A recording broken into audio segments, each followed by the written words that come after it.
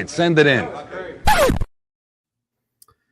Well, hey, everybody. Welcome to episode 5 of the Puck It, Send It In podcast. If I dare say so myself, this will likely be the most positive episode of the show we've had so far, as we're coming off an absolutely incredible game last night against the Toronto Maple Leafs that locked Florida into winning the Atlantic Division. And as it stands, they will be taking on the Tampa Bay Lightning in round 1 of the Stanley Cup playoffs. So, hey, everybody. I am Jake Gibson, joined alongside my friend and co-host Alex Krutchik, and another special guest from the world of Panthers media. We had Colby Guy on not that long ago. Now we have Alex Baumgartner. Alex, how are you doing? How's it going, guys? Yeah, not too bad. Got a couple days off before the playoffs. I'm assuming you just saw, but about 5 minutes before this show came out, the NHL sent the first game schedule for the Eastern Conference. Yep. Florida Panthers are locked in for that matinee Sunday 12:30 p.m. game against the Tampa Bay Lightning and Sunrise. So, yeah, we'll be at the rink early for that one. Absolutely insane. Love a matinee playoff game. I never felt like those day games had the aura that a playoff game is supposed to have.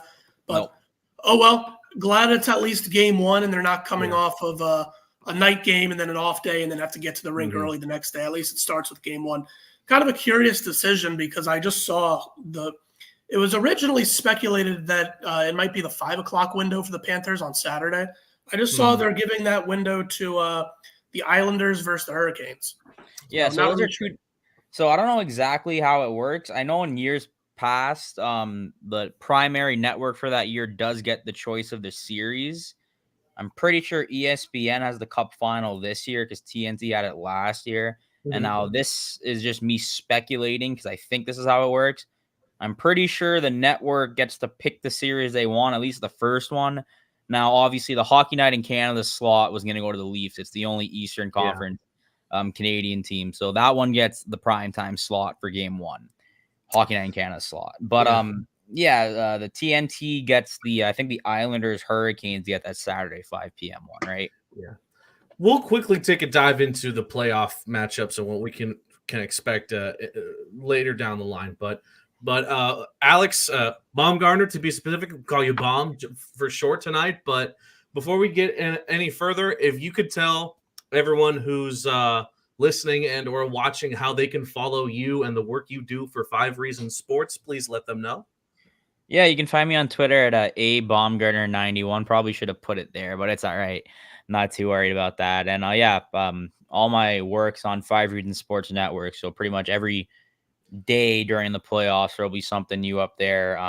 Article, maybe a video on the YouTube. But yeah, it's pretty easy. 5 Reasons Sports. They do some great content over there at 5 Reasons for every South Florida sport right now. I know the team there is already probably cooking up something for the Miami Heat matchup going on right now. Maybe we'll provide an update in a little bit. So, fellas, we saw one hell of an entertaining game last night between the Florida Panthers and the Toronto Maple Leafs. Now, Toronto was a team that Florida has struggled to take on their last few matchups this season, but they absolutely put out all the stops from the second period onward of that game, scoring 4 goals in the second period and then an empty netter to seal the deal. It was Austin Matthews' second to last opportunity to get his 70th goal of the season. That will likely have to come. It is going to have to come in today's game when they are currently taking on Tampa Bay. Essentially, he was shut out, which is absolutely amazing for Florida's defense to do something like that against such a talented player like Austin Matthews. So, as crazy as the 5-2 score seems, I feel like offensively, it was obviously a great game, but defensively is where it was most impressive, Florida's performance. Definitely. And one of those power plays that Toronto got, I think it was in the first period. It was pretty early. They were just feeding Matthews in the slot there almost the whole time he was on the ice. It was pretty impressive just knowing, like, this is who the puck is going to, and they were still able to keep him out of the back of the net. Yeah, I mean, in big games, the Panthers have fared pretty well against Austin Matthews. Now, if you want to call this, I guess it is a big game considering you do get the Atlantic Division, but I've seen it more so last year. I was in Toronto, that game that basically started their run to get them into the playoffs. Alex Lyon made a huge save on Austin Matthews. I think it was an overtime, like on a 2-on-1, which basically kept the Panthers season alive. And then obviously the playoffs last season. But yeah, they played pretty good. The Leafs had nothing to play for. They were locked into the 3 seed, and they were going to play whoever was in the 2nd seed, no matter what. The Panthers, on the other hand, as we know now, you win or you get a point depending on what happens in Boston's game. Then you could win the Atlantic Division, and you end up playing the Tampa Bay Lightning. And well, Boston didn't really give too much of a fight in the last 2 games. They fall down to 2. Yeah. They get Toronto. Florida came out like they wanted that 1st seed, and well, they got it. They got the Battle of Florida. So I guess everyone's happy. Yeah, that was something that I'm really looking forward to. Obviously, Battle of Florida is always great. Hopefully a better result for Florida this time around. But well, I guess 2 things that I'm really looking forward to is it's the first time that Matthew Tkachuk will be there, and it's the first time that Paul Maurice will be part of that wonderful series. I believe the third matchup against Florida and Tampa Bay in the playoffs. Of course, Tampa has won the prior 2, including a couple of years ago when Florida had the last time they finished first in the Atlantic and conveniently won the President's Trophy in that year in the 2nd round. So I will say, before we get into the more positives about their game against Toronto, something that did kind of irk me, if you will, for the past few games, because Florida has capped off the regular season on a 4-game winning streak. It could have been a 6-game winning streak. However, they had lost in Boston in overtime. They were 1 goal away from a 6-game winning streak. But in those last few games, Florida had really nullified the penalties in total. That wasn't the case against Toronto today. They finished with 7 penalties on the night, as well as 1 power play goal, of course, being the first goal of the game for Toronto, which kind of set the tone early on and set the tone for the rest of the first period.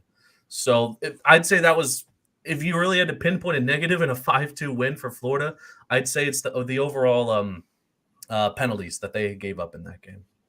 Yeah, I'm trying to remember off the top of my head, and Alex, you can help me out here as well. Most of those penalties were just the result of post-whistle chippiness. Like, it wasn't a whole lot of procedural penalties. It wasn't a whole lot of boneheaded mistakes. It was just a very chippy, almost playoff-like game that was getting both teams in trouble. Yeah, I mean, that's just going to happen. If you watch the Panthers the last 2 years under Maurice, they're a heavy penalized team, and that really isn't going to change. I mean, they've definitely got the bad end of some calls on the latter part of the season, but I feel like every team has those spurts where you feel like you're kind of getting screwed over. Yeah, honestly, I thought that even though there were a lot of calls last game, I thought it was – I've seen worse. Like, I kind of thought that both teams had a little bit of chippiness, and then once it kind of got away, I mean, there was like a garbage time call at the end, which was like an actual stick infraction, and then they were trying to get Matthews that. The Panthers have a great penalty kill, though. So they're heavily penalized, but they've had more than enough practice the last 2 seasons, specifically this season, with their more revamped penalty kill. I mean, yeah, they'll have to tighten it up in the playoffs, but I feel like every team does. And I'll just warn you right now, it's going to happen. The Battle of Florida is going to get dirty. Both teams are going to pick up penalties, and Tampa does have a very, very good power play. And luckily, they have plenty of tape over the last couple of years, even prior to Maurice. You know what they're going to do, and you got to try and stop it. But, yeah. So let's get into the second period in that game. Unfortunately, I couldn't clip it, but the ESPN broadcast showed Coach Maurice at some point earlier in the second period absolutely heated, yelling at the team. And then immediately following that, Florida had maybe one of the best offensive periods you might ever see in a hockey game. 30 or 31 shots, the most that a team has shot in a single period this season. And obviously 4 straight goals, which pretty much nullified a chance of a Toronto comeback when you're that hot. It began with a snapshot by Verhaeghe. Let me just read off who else grabbed it. A tip in by Sam Bennett, a wrister by Reinhart, and a slap shot by Montour. So the usual suspects getting involved early on in the second period. So guys, I know both of you were at the game. And I'm assuming Coach Maurice was asked about what he said to the players in that instance that I brought, where he was just absolutely barking at the players. Did anybody ask about that? Yeah, you're never gonna hear what Maurice says to the players. You might hear from the players he said something, which I can't recall. They might have said Mo said something in the locker room. You'll never find, even that Toronto game last year where you could kind of see exactly what he was saying on the bench. He'll just say, yeah, I had some choice words. I don't think it was to that extent. He probably just said, pick it up. But yeah, I mean, once again, it wasn't the worst effort in that first period. It wasn't great, but both of those goals were kind of just like Stolarz really had no chance, kind of gap up a little bit at the point. You mentioned the 30 shots. I think they moved it to 29 29-4 after the fact. Thanks, NHL officials. Yeah. But yeah, I mean, the Panthers, the one thing that we've seen all season with them is no lead is safe against them. They really can just flip a switch.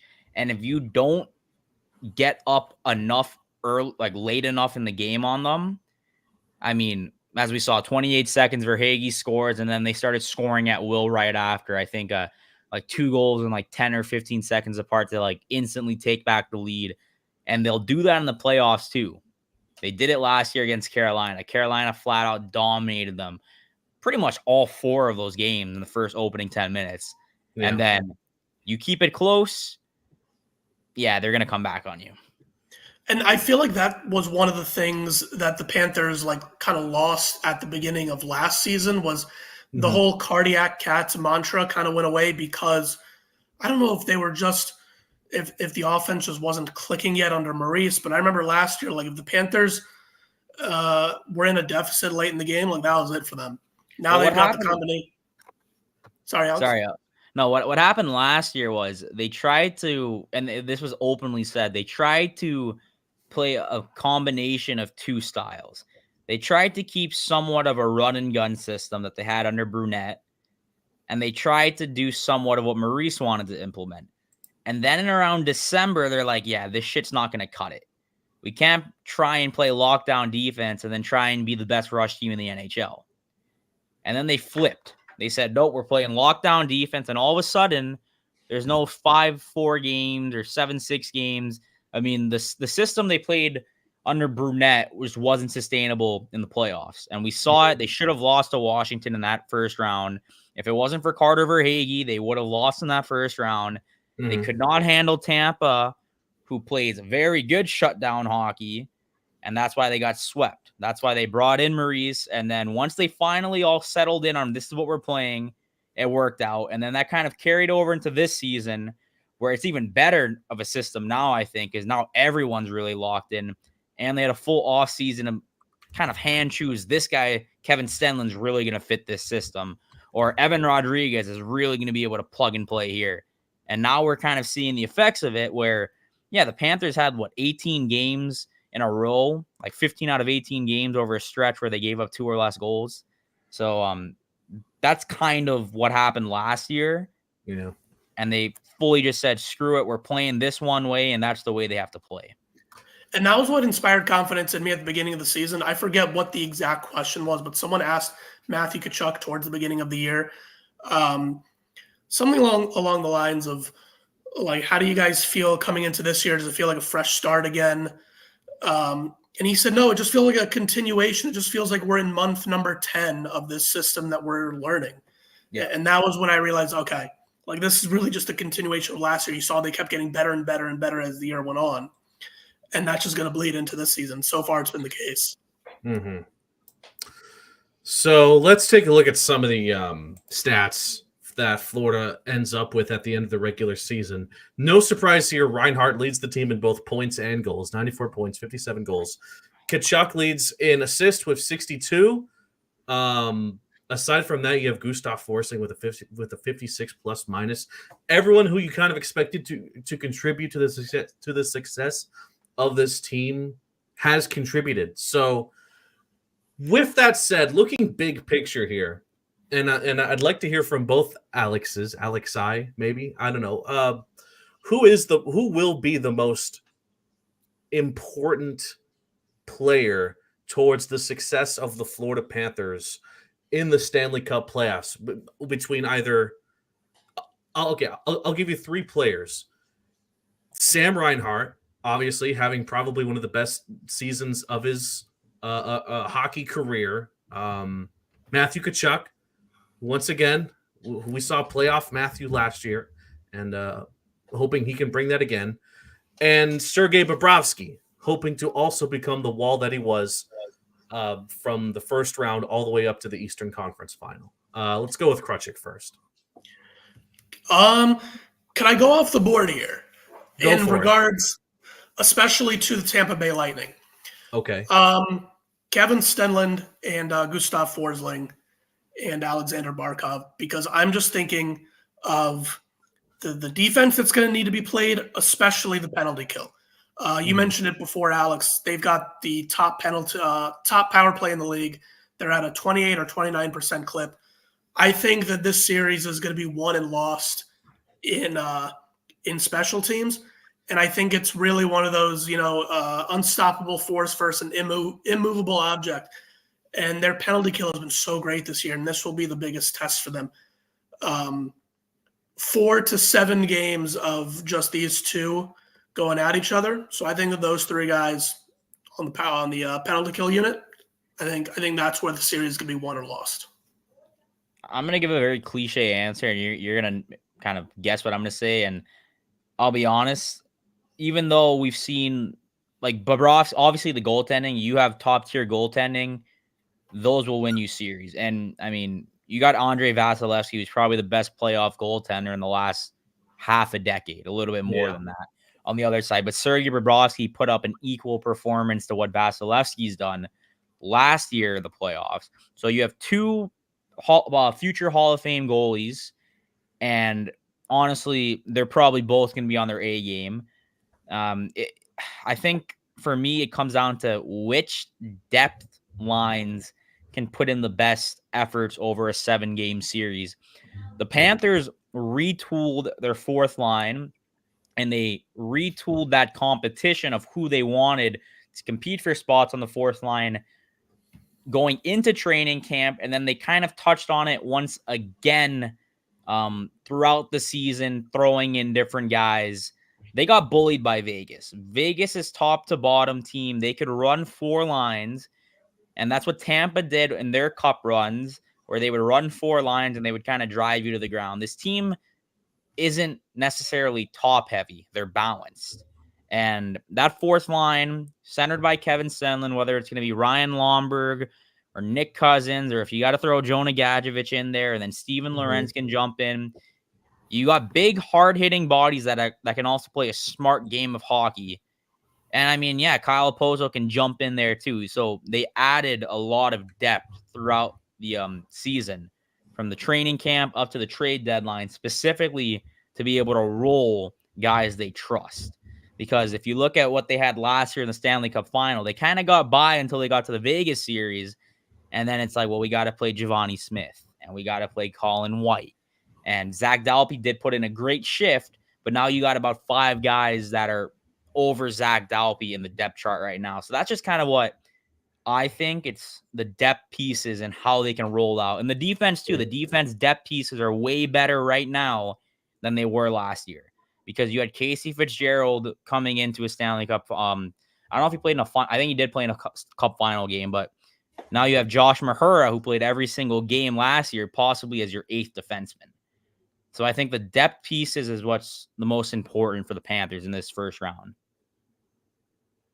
Yeah, well said. Absolutely. Well said. So let's take a look into our CAT scan for this episode of the Puck It Send It In podcast. And there are so many players to talk about in the midst of what will be an upcoming playoff push. However, again, since we've been talking so much about Alex Krutchik just dipped, but that's okay. I'm sure he'll hop on a sec. He has the link. So I'd like to talk a bit more about Tkachuk and what Tkachuk brings to a playoff. Bring what he contributes to the team in a playoff atmosphere. It's funny because again, the Heat are playing right now. The Heat are playing right now, and everyone talks about playoff Jimmy Butler for the Miami Heat. Playoff Matthew Tkachuk is also an absolutely insane animal. Can't even recall off the top of my head how many overtime game winners and just game winners in general that he was responsible for in last year's playoff push. So I think he had at least 3 that he scored. Oh, I'm sorry. Go ahead, Alex. No, I think just jumping on your point. I think he had at least 3. He had 2 Carolina ones back to back, and then that Boston one. Yeah. Okay. So, well, with that said, all right. As Alex is rejoining, Alex Krutchik, to be specific, you said your internet went out. Yeah. Okay. Well, it's all good. We were just talking about Tkachuk and what he can bring to this team in the playoffs.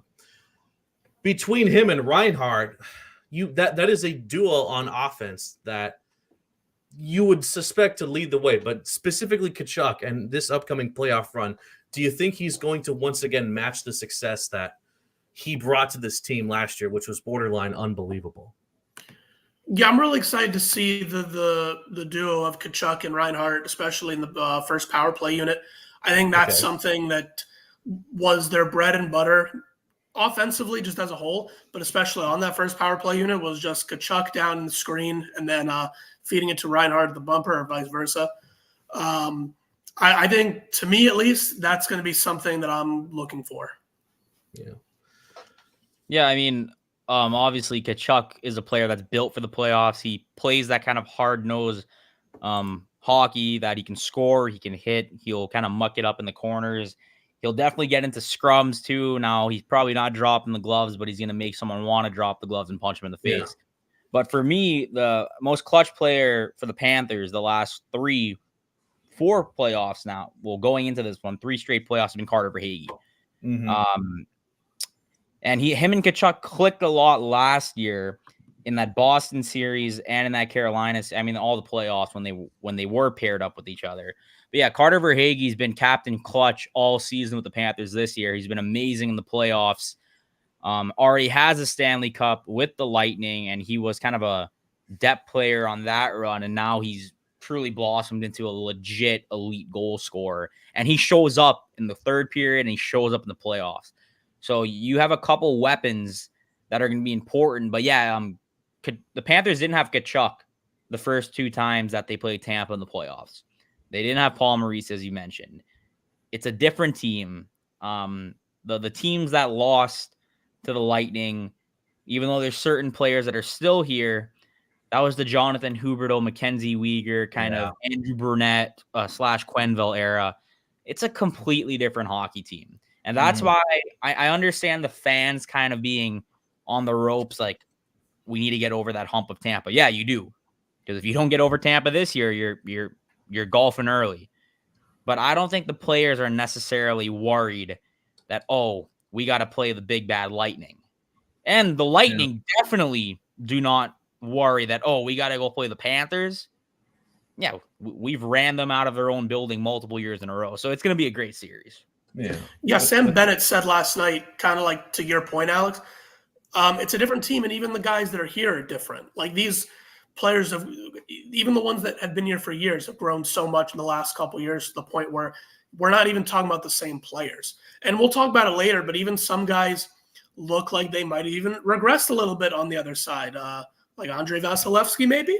We'll talk about that soon. But I can't ever doubt that guy. Well, okay. I know what you mean. So we're here anyway. So I'm going to ask you, since we're here, I'm going to ask you, yes, playoff Vasilevsky is a thing. Playoff hockey is a thing. Weird things happen in the playoffs. How much do you balance the idea that, like, Andrei Vasilevsky turns into a different guy in the playoffs versus this is also probably the weakest he's looked in his career? I mean, Bob kind of hit a switch and turned back to prime Bob last year. I think Vasilevsky will be fine. The Panthers have traditionally gotten quite a few past them in regular season play, and they've done well in the playoffs too, better than a lot of teams have against Vasilevsky. Now, elimination Vasilevsky is another animal on top of playoff Vasilevsky up until last year. But I'm more worried for Tampa that they don't have Mikhail Sergachev, because he was a focal point on that blue line for their Stanley Cups, and he's a very aggressive, very good defenseman. And Victor Hedman still plays at an elite level, but you got to wonder, are the legs going to be out on these guys that have had multiple years of long playoff runs? It hasn't affected them in the regular season because they've been on a great form, but I think this one goes the distance. Yeah. I as well. And I also wonder, like you said, like there are guys on that blue line, but it's not a particularly deep defensive room. So I do wonder like how much the Panthers can just pick on them when certain guys are off the ice. It's not like they're throwing pair after pair at you. It's really only a couple guys. Which is what Vegas did. Exactly. With Tampa, like those guys are only going to be on the ice for 15 to 20 minutes. What happens the other 40 minutes? Yeah, but that team knows how to win. So it's going to be it's going to be a very good, it's like Boston, right? Yeah. And it's the intangibles. It's the intangibles for me because, yeah, I can't get that out of my head that it's still Andre Vasilevsky. It's still the Tampa Bay Lightning. Yeah, no. All right, so let's take a look at the current playoff matchups and what really piques our interests. Now, if I'm not mistaken, the Eastern Conference is completely set. The Western Conference is still up for grabs. There's going to be a few games tomorrow that'll decide that for the Western Conference. So starting with the East, we have obviously Florida taking on the Tampa Bay Lightning. We have Boston, who was, for the longest time, we had suspected it was going to end up being Florida taking on Toronto and Boston taking on Tampa. It's been reversed. Boston's going to be taking on the Toronto Maple Leafs. The New York Rangers are going to be taking on the Washington Capitals, who snuck their way in, knocking off both Detroit and Pittsburgh in the process. And then the Carolina Hurricanes taking on the New York Islanders. So let's assume, and we'll all probably give a prediction at the end how we think the series is going to go. But let's assume we're all saying that, all right, Florida's getting out of the first round. First of all, who is it most likely that the Panthers are going to take on? And was winning the Atlantic Division and taking on Tampa Bay in general the best case scenario for Florida, or would it have been more preferable if they had took on the team they just beat, the Toronto Maple Leafs? I don't think in the playoffs there's any best case scenario. I mean, I think the most favorable matchup for any team is New York getting Washington that probably shouldn't have gotten into the playoffs. Mm-hmm. I say that they might upset the Rangers, but that's probably the most unlikely one that I see. I don't think there's a favorable. It's like, okay, we either get Tampa or we get Toronto. I think they're both very evenly matched up against the Panthers on paper.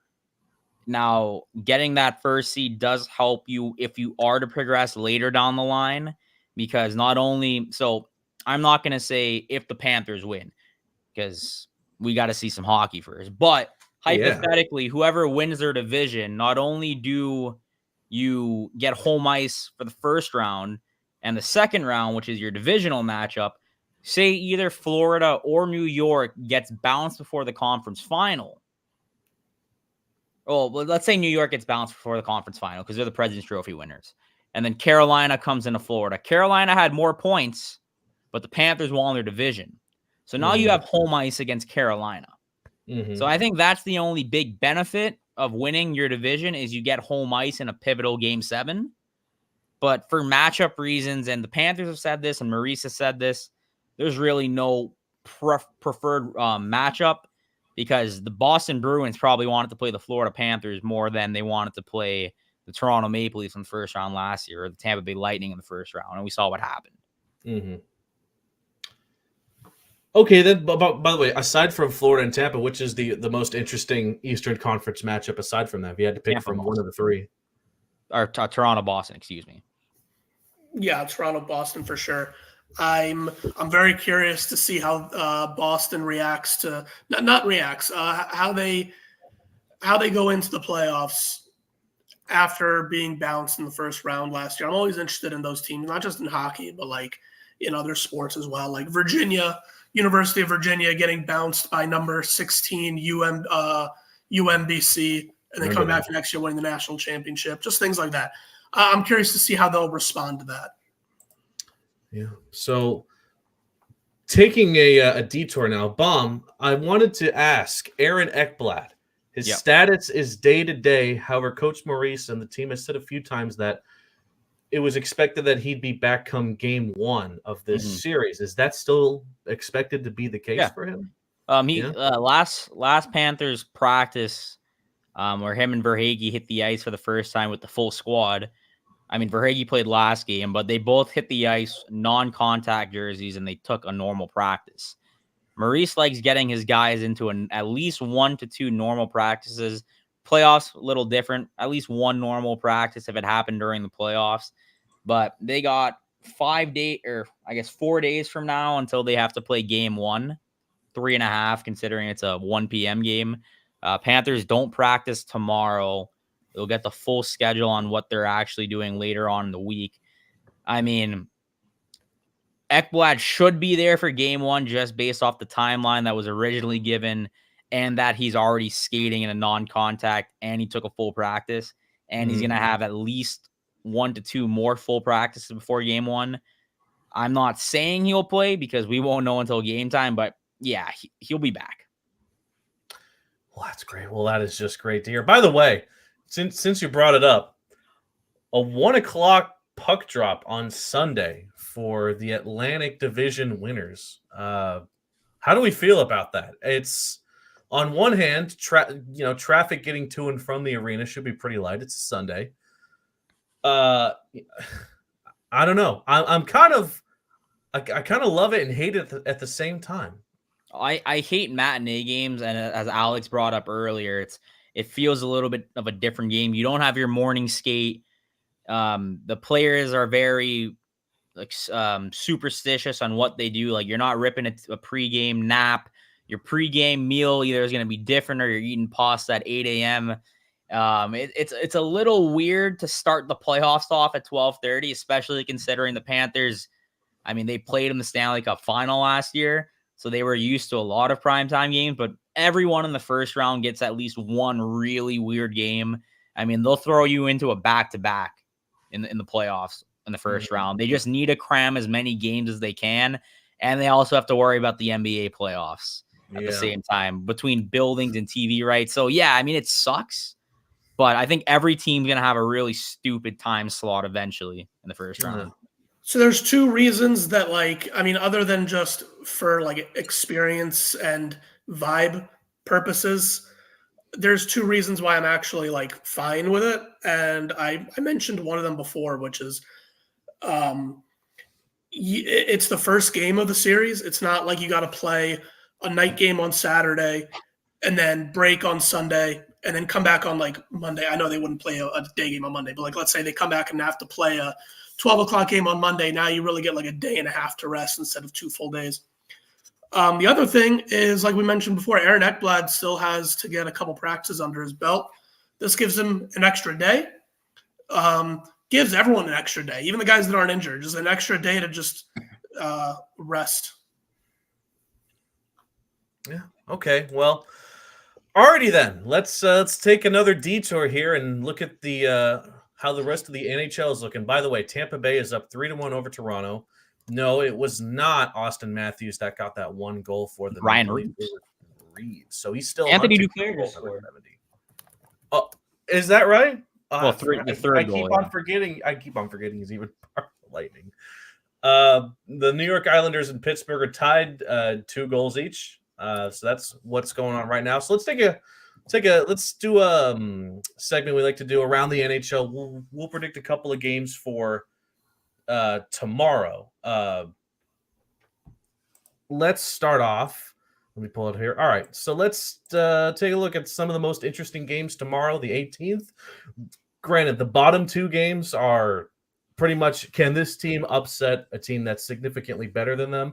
But the first couple of matchups are very intriguing. You have Winnipeg hosting the Vancouver Canucks in the earlier part of the day. Actually, I take that back. It's an 8 p.m. start. They're all night games tomorrow. So still, it could be a potential not playoff prediction. It could even be a Western conference final prediction. So this matchup you might just see again. With that said, both teams are obviously very good. However, you have to factor in the home crowds and how much they can bring to the atmosphere, especially in these Canadian versus Canadian matchups. I'll go with Winnipeg in a very close one. Yeah, I'll go with Winnipeg as well, just because I can never bet against Connor Hellebuck. Assuming he's playing tomorrow. So I'll go with Winnipeg. Just considering both teams have no reason to win that game because the standings are the same, or no matter what happens. I'll just say we'll go Vancouver because I doubt that everyone's going to field their full lineups. This is the first time during the segment we won't even have to predict a Panthers game as well, which is kind of refreshing. So let's move on to Edmonton taking on the Colorado Avalanche. So Colorado has, again, a case of both teams locking up a playoff spot. It's just now it's on who they're going to be playing in the first round of the playoffs. That I believe that can still be affected from games like this. So with that said, again, another close matchup. Two very even teams, not just in placement, but in style of how they perform. I'll go with, again, Colorado because they're the home team. Again, it's a cheap answer, but again, home games matter a lot during this stretch of the season. So I'll take the Avs.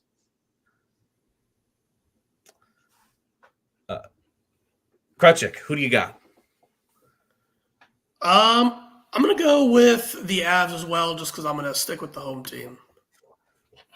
Just go with Edmonton. They'll hit 50 wins if they do it. Once again, no movement in the standing for them, but they still don't know who they're playing, though, because of one of the next games you're going to talk about. And that's the intriguing part about this is that the Western Conference is still so many questions there. And it's fun that they're all going to be decided on one single day, which is tomorrow. So let's get into Anaheim taking on the Las Vegas Golden Knights. Anaheim is way eliminated from playoff contention, and Vegas has, again, secured a playoff spot as it would stand right now. So here's how it stands currently in the Western, by the way. Dallas would take on the LA Kings. Winnipeg would take on Colorado. Vancouver would take on Nashville. And Edmonton would take on Vegas, but that's all subject to change based on what the hell happens tomorrow. This is a question of, can Anaheim upset Vegas just for the hell of it? And regardless of who plays or who doesn't play for Vegas tomorrow, I think the answer is still hell no. Give me the Golden Knights. I think because this is one of the few games where a team actually has something to play for, I'll go with the team that has something to play for. I'll go with the Knights, who are going to try to stay in the top three of their division. Yeah, I'll just go with Vegas, too. Vegas and LA are the only two teams I think that can switch anything at this point, because I'm pretty sure Dallas has already locked up, Vancouver can still win the West, right? With the tiebreaker. I believe they can, yes. Yeah, so there's two. Yeah, let's go Vegas, and I'll go LA too, just to have chaos. Yeah. So Bedard's first season in the NHL is going to come to a close. They're taking on the Kings, all things considered. Yeah, I think Bedard's going to be a great player for the Blackhawks. They just don't really have anyone around him to sustain success, at least for now. Kind of like Wemby and the San Antonio Spurs, similar situation. Can they knock off the LA Kings? No, they can't. I'm going with the Kings. Krutchik, who you got? I'll go with the Blackhawks just because why not? I'd like to see Connor Bedard notch a couple more goals, and I just think it'll be fun to see the underdog win. Yeah. Alrighty then. By the way, because we've been making a habit about talking about this team for some reason these last couple episodes, There's a matchup tonight at 10 o'clock. Edmonton's taking on the Yotes in what will likely be the last hockey game ever played in the state of Arizona in the history of the National Hockey League. All things considered, because we had reported when it was announced that, they're going to be staying in Phoenix, and then ownership lets out that they're moving to Salt Lake City, and that is for sure going to happen at this point. So just such an unbelievably sad way for a team like this to go out in their city that they've called home for such a while. I think it's a whiteout game for Arizona. I think it'd be cool if they end their time in Phoenix with a win, but geez, you just have to feel for the people and the actual hockey fans in Arizona who are led to believe by the team that, they're going to be staying in that city for the long run. So it is what it is. So, alrighty then, let's start to wrap up here. Again, analyzing the first round matchup between the Panthers and the Tampa Bay Lightning. Offensively, who will be the biggest players? This is all opinion based on what we've seen. The biggest offensive players for both teams in this first round matchup. We'll start with Baum. What do you think, Baum? I'll go Kucherov, who just had 100 assists a couple minutes ago, and I'll go with Barkov. I will also go with Kucherov. I will also go with our first round king, Carter Verhaeghe, against his former team. Again, it's going to be a Kucherov sweep for Tampa, but I'll go with Sam Reinhart for Florida, capitalizing on the probably plentiful amount of power plays that Florida will get in this matchup. So let's I only wondered, I want to hear your guys' opinions. Over a 7-game series, I mean, surely Sam Reinhart is, no disrespect to Sam Reinhart, but he's going to be neutralized a little bit more than he was in individual regular season games, right? Someone else might be getting some of the share of power play goals this series. Am I wrong about this? Well, I think other teams kind of got the message. All right, we're going to clog the slot so they can't use Reinhart at the bumper. And then they said, okay, fine. Barkov will shoot, or Verhaeghe will shoot. So the Panthers have more options anyways on the power play, where they'll kind of cycle Reinhart out of they've kind of transitioned into using Reinhart as a floater, where he'll kind of sneak behind the defenseman, which is what Tampa's done for years with Braden Point, and they've kind of copied it. So that's almost like two very similar power plays doing the exact same thing. So yeah, they can neutralize Reinhart, and then Barkov and Tkachuk will have to carry the load. Okay, so you're not just saying that other guys will share the load. You're saying that other guys might also just take Reinhardt's position in the bumper, perhaps. I mean, they'll move guys around. Like Tkachuk will randomly appear at the point for no reason. I don't know why, because he's the best goal line player in the league, and he'll randomly be at the point and somehow it works. Or Verhaeghe will somehow slot in somewhere, and Barkov will start shooting. So yeah, I mean, if they clog it, I mean, that's just going to open up another lane for somewhere else. So I don't think it'll be too much of an issue. Definitely. No, yeah, I'm not concerned about the power play. I was just a little curious as to what the share load will be for everyone else. Mm-hmm. So we made our offensive predictions. Let's go on the other side and talk about defense. Who will be the biggest defensive player aside from goalies for both squads? Biggest like on the blue line, or like just in on general? The blue? Yeah, let me clarify. On the blue line. Okay. I mean, Gustav Forsling's probably the most underrated defenseman in the league. And I say that because there's been multiple mocks of the Swedish Olympic team, and somehow the guy who is going to finish with Norris votes. Now, he's probably not going to be a finalist, but he's going to be on people's ballots. Mm-hmm. I don't have a vote this year, so that's not me saying he's on my ballot. I don't have a vote, but he's probably going to be on people's ballots. He wasn't even on Swedish Olympic mocks at the beginning of the season. He's probably one of the 3 best Swedish defensemen in the NHL. And he's the best defenseman on the Panthers by far. And it's everywhere. It's not just 5-on-5. It's the penalty kill too, which, like I said before, is going to be so important. He's just, any situation that they put him in, he succeeds at it. And he was the one that held it down when Montour and Ekblad were out. Like, they did so much better in the first couple months of the season than I thought they would. I thought that they would maybe be about 500, maybe even a little bit more than that.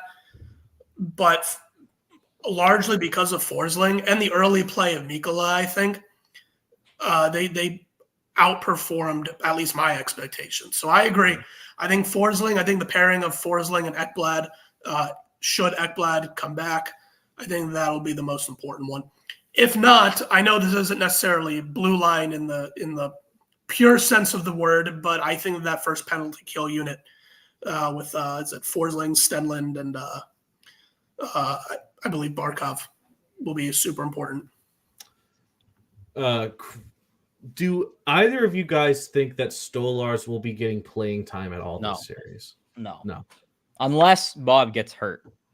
Or if he has like 3 straight games of giving up 6 goals, which hasn't happened in years for Bob. Right. So, no. Even in like in a random game 3, all right, Florida's down. Like Tampa put everything. They're up 6-0. No, they've already said they got their number one. Stolarz knows, Bob knows, everyone in that room knows. It's Bob's crease, and he's not losing it unless they got to stretcher him off. I love that answer. All right, so let's wrap up here, asking the big question. Not even a question, the big prediction. Who's winning the series and by what amount of games? Let's. I'm sorry, Alex. Do you have a couple of things? Well, no, it was kind of similar to what you were going to say. I still want to do that. I still want to predict who's going to win the series, but I was just curious from both of you. We can start with Alex first. Rather than just straight up asking who's going to win, I wanted to ask, and I asked Kobe Guy this a few weeks ago, but now that we have the actual matchup in front of us, should the Florida Panthers lose this series? We'll start with the negative first. Should they lose this series, it will be because of what?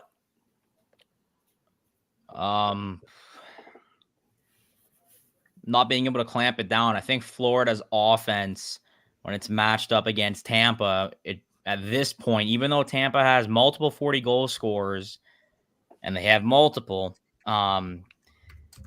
if Florida needs to keep the games defensively sound, because when they do, they can run away with games. So I think if they keep the games playing the same way that they've bought into and they don't start cheating themselves, that's how they win this. That's how you don't lose the series. You don't lose the series by cheating your game. I will say if Florida were to lose, it would be because Vasilevsky turned back the clock to 5 or 6 years ago and somehow stopped one of the best offenses he'll have ever seen in the playoffs, specifically on the power play. Well, from one man, Reinhardt. But no, aside from that, if the penalties add up and their power play penalty kill falters at any point in this series, Tampa Bay will absolutely find a way to capitalize off of that. And if that's the case, you could be looking at 2 to 3 goal deficits entering the third period, which Florida might just not be able to come back from. So I'll primarily go with an abundance of penalties and the penalty kill not coming in as clutch as it likes as they've done in the past. Yeah, that was kind of a combo of what I had was Vasilevsky, remembering that he's Vasilevsky once more, and the Panthers penalty kill versus Lightning power play battle goes in the favor of Tampa. So similar questions to you guys. How do they win this series? How does Florida win this one? You get your offense rolling. If you get to them early, I think if Florida needs to get on the board early, and then you can start playing your clamp down. You can't start chasing games in the playoffs. That's when you get screwed over. Because every team, bar maybe like one, is going to be able to kind of shut it down. That's how playoffs are. So you do not start trailing early in games. Get your offense going.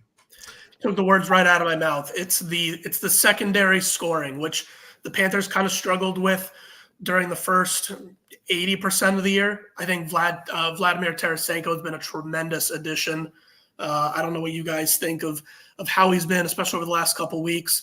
I felt like he's slotted in so well in some of those depth lines, some of the top lines when he needed to be there. So I think I agree. Get the scoring going, especially in those depth lines. Yeah, the Florida Panthers. If Florida wins the series, it will be because Vasilevsky did not turn back the clock 5 or 6 years to become old Vasilevsky. But I feel like to sort of to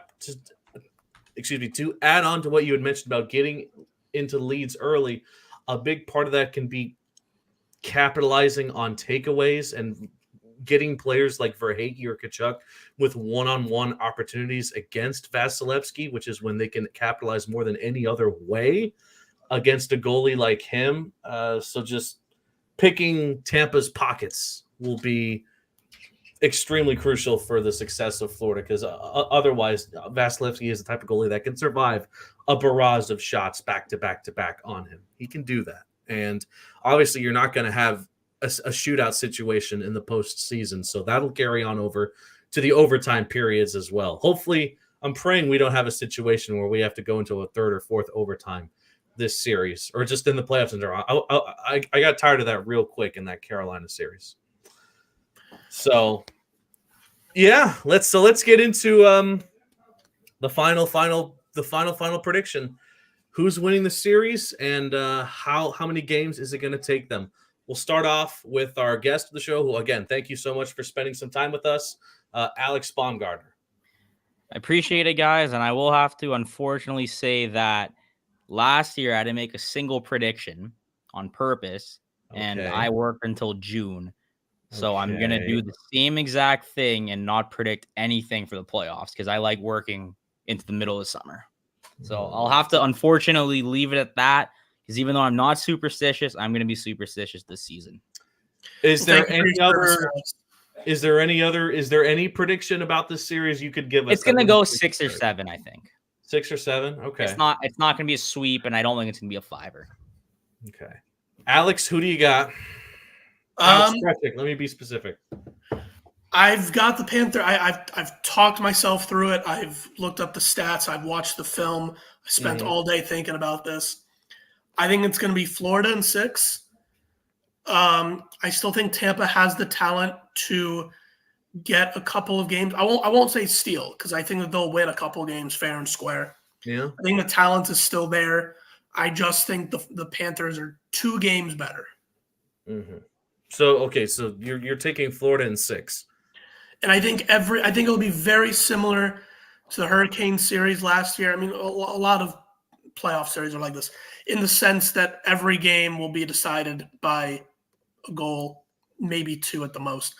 I think the Panthers win 4-2, and I think that they win the series in aggregate by 2 goals. Okay. I'll do something risky. I thought about Florida in 6 as well. However, that was the most safe, the most neutral, safe prediction, in my opinion, was to say Florida in 6. But the more I think about the matchup, and the more I feel like defensively, Florida, I think defensively Florida is more well-suited for this first round matchup. And then offensively, I think they'll also get the job done as well. I'll just get right into it. I'm taking Florida in 5. I'm taking the Panthers in a gentleman's sweep. I'll say that Tampa wins either game 1 or 2, and they won't win another game for the rest of the series. So that's a bold prediction on my end, I suppose. But I'm going to go Cats in 5. I feel very strongly about the Cats in this series. So, alrighty then. Alex Baumgartner, again, from 5 Reasons Sports. Make sure to go follow him on socials and check out his work. Thank you so much, Alex, for spending some time with us and talking a bit of Cats hockey. Thanks, guys. So, all right. So that was episode 5 of the Puck It, Send It In podcast. And the next time we'll be back, there will have been some postseason hockey played for the Florida Panthers. So we'll see y'all then. Have a great rest of the night. Go watch some hockey tomorrow. And as always, let's go home, baby. Bye.